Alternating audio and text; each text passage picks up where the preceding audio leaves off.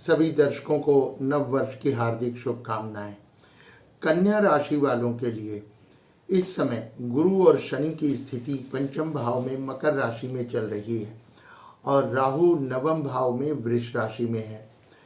गुरु और शनि की इस स्थिति में गुरु तो फेवरेबल है, माने गुरु शुभ घटनाओं का सृजन करता है, कार्यों में सफलता मिलती है, मन प्रसन्न रहता है। लेकिन at the same time Shani की स्थिति पंचम भाव में शुभ नहीं होती।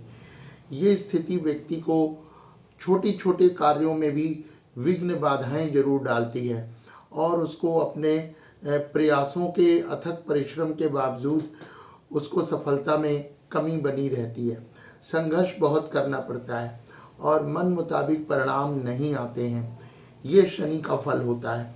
इसलिए प्रोफेशनल फील्ड में लोग अच्छा नहीं कर पाते हैं। जो लोग जॉब में हैं उनके लिए भी इस समय वो तरक्की की आशा करते हैं, पर वो तरक्की में रुकावट आती रहती है और उनको अभी निराशा का सामना करना पड़ेगा। लेकिन गुरु जो है उसके आशीर्वाद से आपको कुछ हद तक अपने प्रयासों में सफलता भी मिलेगी। इसलिए अपने मनोबल को पूरी तरह बढ़ाना चाहिए, आत्मबल को मजबूत रखना चाहिए और ईश्वर पे पूरा विश्वास करते हुए इस बात का विश्वास रखना चाहिए कि ईश्वर के घर देर है अंधेर नहीं।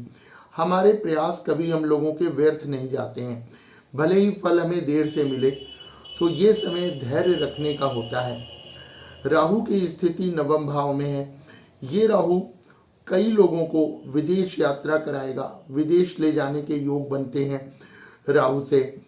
अगर आप लोग किसी तीर्थ स्थान की यात्रा करें तो भाग्य में बढ़ोतरी होती है, बाधाएं दूर होती हैं और दुर्गा माँ की पूजा करने से विशेष रूप से लाभ मिलता है। इस समय शनि की जो स्थिति मैंने बताया कि फेवर में नहीं है, ये उन लोगों को जो किसी भी तरह से कोर्ट केस में हैं या किसी भी प्रकार के मुकदमे में फंसे हुए हैं या उनका कोई केस चल रहा है, तो उन लोगों के लिए ये समय अभी शुभ परिणामदायक नहीं होता। लेकिन जो लोग मुकदमे में जाने की तैयारी कर रहे हैं उनको मैं सलाह दूंगा कि बिल्कुल भी भूल के कोर्ट ना जाएं।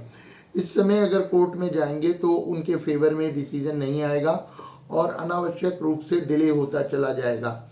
इसलिए यदि आपका किसी से किसी प्रकार का विवाद है, कोई मतभेद है, तो उन्हें आपसी समझौतों से ही सुलझाना चाहिए, हल करने का प्रयास करना चाहिए। लड़ाई झगड़ों से, वाद विवाद से और विशेषकर कोर्ट कचहरी मुकदमेबाजी से तो बिल्कुल दूर रहना चाहिए, परहेज करना चाहिए। जो लोग प्रतिदिन मंदिर जाने का नियम रखेंगे, अगर मंदिर या अपने अपने धर्म स्थान में जाएं, वहाँ पर दीपक जलाएं, भगवान से सच्चे मन से प्रार्थना करें, माथा टेकें और अपनी गलतियों के लिए, जाने अनजाने में जो गलतियां हम लोगों से हो जाती हैं उसके लिए सच्चे मन से क्षमा मांगें, तो निश्चित रूप से ये ग्रह दोष कम होते जाएंगे, कटते जाएंगे और भाग्य में बढ़ोतरी होती रहेगी। एक विशेष उपाय शनि के लिए ये भी है कि किसी काले कुत्ते को प्रतिदिन प्रातः काल अर्ली मॉर्निंग में जितनी जल्दी हो सके उसको भोजन दें। विशेषकर दूध रोटी या ब्रेड, रस्क, बिस्किट, कुछ भी उनको प्रतिदिन श्रद्धा से डेली खिलाएं।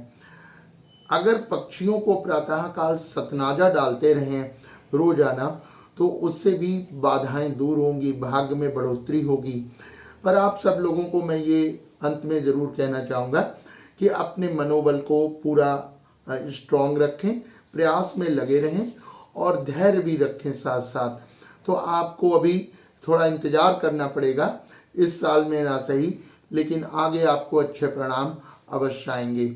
इस समय में 5 अप्रैल से लेके और 15 सितंबर तक जब गुरु कुंभ राशि में भ्रमण करेगा तो उस समय की जो अवधि है वो सगाई, विवाह आदि के लिए भी बिल्कुल उचित या फेवरेबल नहीं है। इस बात का भी ध्यान रखना है। जो लोग शादी के समय में हैं या शादी के लिए प्रयास कर रहे हैं विवाह के लिए, तो उन्हें इस समय में बिल्कुल भी सगाई, विवाह आदि बिल्कुल भी ना करें। जिस समय गुरु मकर राशि में रहेगा वो समय यानी अभी 5 अप्रैल तक और उसके बाद में 15 सितंबर से 20 नवंबर तक गुरु जब मकर राशि में रहेगा अर्थात चंद्रमा से पंचम में, तो वो समय सगाई विवाह आदि के लिए पूरी तरह अनुकूल होता है। तो इस प्रकार से कन्या राशि वालों के लिए ये पूरा साल मिश्रित है। इसमें शुभ अशुभ दोनों तरह के फल होंगे। बस धैर्य रखना है और अपने प्रयासों को जारी रखना है, तो निश्चित रूप से ईश्वर की कृपा से उनका भविष्य उज्जवल होगा। नमस्कार।